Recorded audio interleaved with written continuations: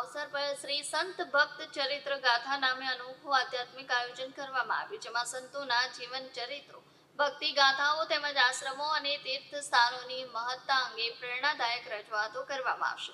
કાર્યક્રમ દરમિયાન સત્સંગ, સેવા અને ભક્તિના ત્રિવિધ સંગમથી ભક્તોને આધ્યાત્મિક અનુભૂતિ કરાવવાનો પ્રયત્ન કરવામાં આવશે. ગાથાનું રસપાન વ્યાસપીઠ પરથી પૂજ્ય ઘનશ્યામ બાપુ દ્વારા સંગીતમય શૈલીમાં પ્રસ્તુત કરવામાં આવશે, જે ભક્તોને ભાવ વિભોર કરશે.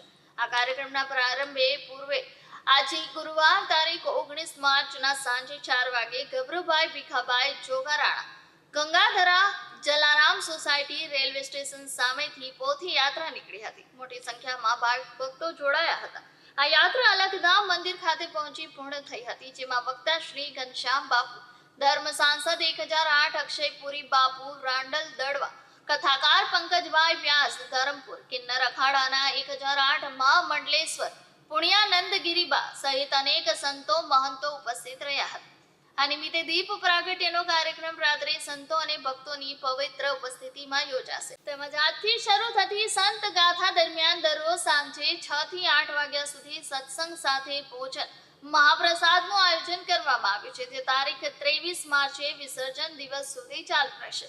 ગાથાનો મુખ્ય પ્રારંભ આજે રાત્રે 8:30 કલાકે થશે, જેમાં વિવિધ સંતો અને મહંતો ઉપસ્થિત રહી ભક્તોને આશીર્વાદ આપશે. વિશેષ કાર્યક્રમ રૂપે ચૈત્ર સુદ બીજ શુક્રવાર તારીખ 20 માર્ચે દિવ્ય જ્યોતિ પાઠ યોજાશે, જેમાં પાઠ સ્થાપના પૂજ્ય યોગેશ્વર બાપુના વરદ હસ્તે વિધિવત કરવામાં આવશે.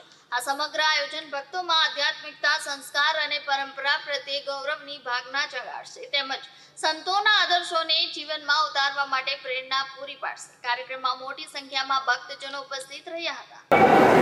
મારું નામ દિવ્યાંગ જોગરાણા છે અને ગંગાધરાથી.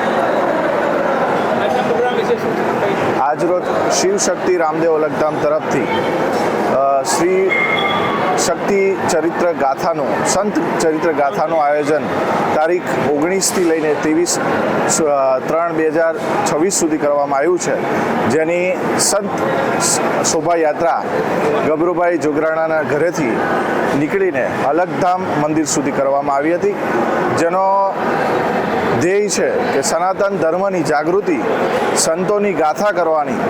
આ 4 દિવસ સંતોની ગાથા કરવાનું અલખધામ મંદિર ટ્રસ્ટ વતી આયોજન કરવામાં આવ્યું છે. જય રામદેવજી. અલખધામને આંગણે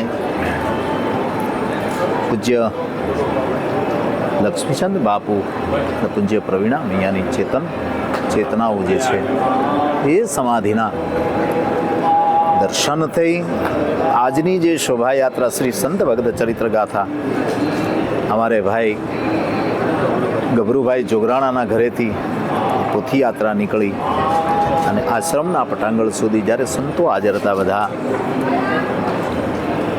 અમારે દિનેશ દાદા,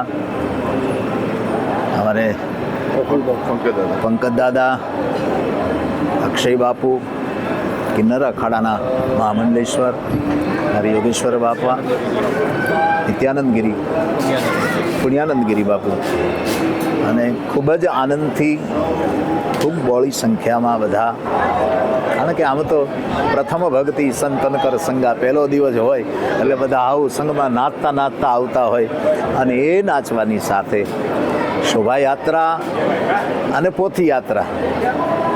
શોભા પોથીની વધે કે પોથી હોય એટલે આપણી શોભા વધે, એ નક્કી આપણા મનથી કરવાનું. એટલે એ ગ્રંથોના અનુલક્ષીને આપણે જ્યારે અહીંયા પટાંગણમાં આજે પહેલો દિવસ છે, એટલે ધીરે ધીરે આ 5 દિવસની કથા શ્રી સંત ભક્ત ચરિત્ર ગાથા બધા શ્રવણ કરવા માટે, અથવા તો વાલમ ટીવી, સનાતન ટીવીના માધ્યમથી 126 દેશોમાં આ કથા જઈ રહી છે. આપ ઘરે બેઠા પણ આઘું હોય તો ઘરે પણ આપણે શ્રવણ કરી શકો, પણ આવો તો નજીકતા લાગશે, અને ત્યાં બેસો તો તમારું લાગશે. બે હરખું છે, ઘરે બેસો તો તમારું લાગશે ને અહીંયા આવો તો નજીકતા લાગશે. એટલે મારા બધાને જય રામદેવજી, જય અલખધામ.